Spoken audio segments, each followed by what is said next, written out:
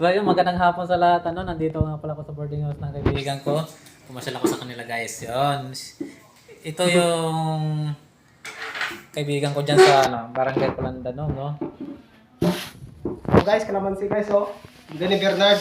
Ang daming kalamansi doon. So magluluto nga pala siya.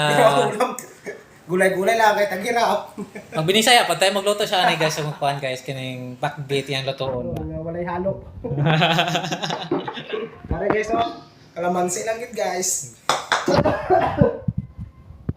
Shoutout yung mga pala dyan na Buntoyan family sa Pulandanom, no? At So, guys, kay... from Pulandanom. Ito lang pangalan natin guys. Hirap eh.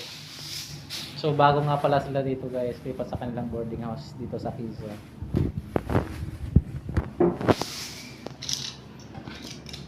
Yung nagpalit po siya tambal, bayuplo, kay lain man yung paminaw, lain yung pamatyag.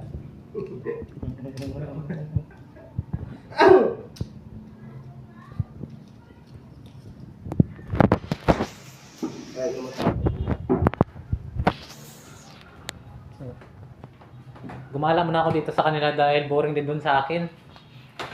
Ay, dun sa aking kubo.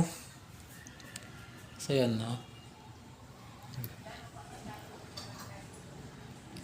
Shoutout ko nga pala dyan sa Laro Gym, Buntuyan, si Ma'am Leslie Ledesma, lagi nagla-like sa aking mga posts.